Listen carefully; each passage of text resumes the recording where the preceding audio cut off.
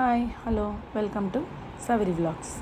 ఈరోజు నేనైతే ఎమ్మీగా స్పైసీగా ఉండే టమాటా పచ్చడి అయితే చేస్తున్నాను. ఎలా చేస్తానో చూపిస్తానో చేయండి. పచ్చిమిర్చి టమాటా తీసుకున్నాను. ఎంత ఎంత క్వాంటిటీ అంటే ఒక 1/2 kg టమాటా తీసుకున్నాను, ఒక 1/4 kg మిర్చి తీసుకున్నాను అనమాట.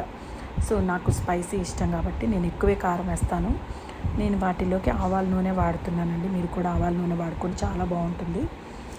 ఇది ప్రమోషన్ కాదండి, నిజంగా చాలా హెల్తీ గురించి చెప్తున్నాను. సో ఆవాల నూనె అయితే వాడుకోండి, చాలా మంచిది హెల్త్కి. డాక్టర్లు కూడా సజెషన్ చేస్తారు కదా మనకి 1 monthకి ఒకసారి చేంజ్ చేయండి ఆయిల్ అనేసి. సో అందుకని చేంజ్ చేస్తున్నాము.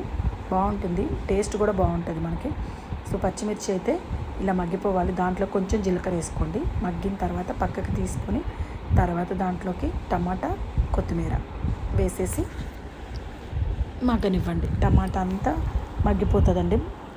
టమాటా వేసిన తర్వాత మూత పెట్టండి, ఇది తొందరగా మగ్గిపోతుంది. మీకు ఈజీగా టమాటా పచ్చడి అనేది ఫాస్ట్గా అయిపోతుంది అనమాట. సో నేనైతే టమాటా కొత్తిమీర వేసి కొంచెం ఆయిల్ వేసి మూత పెట్టేస్తాను అనమాట. తర్వాత ఇలా మొత్తం మగ్గిపోయింది. ఇప్పుడు స్టవ్ అయితే ఆఫ్ చేసుకొని కొంచెం పక్కకు పెట్టుకొని చల్లారనివ్వండి.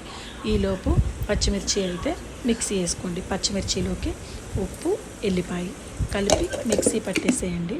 మిక్సీ కూడా బాగా పట్టకండి, ఒక్కటి లైట్గా ఇలా తిప్పి ఇలా ఆఫ్ చేయండి.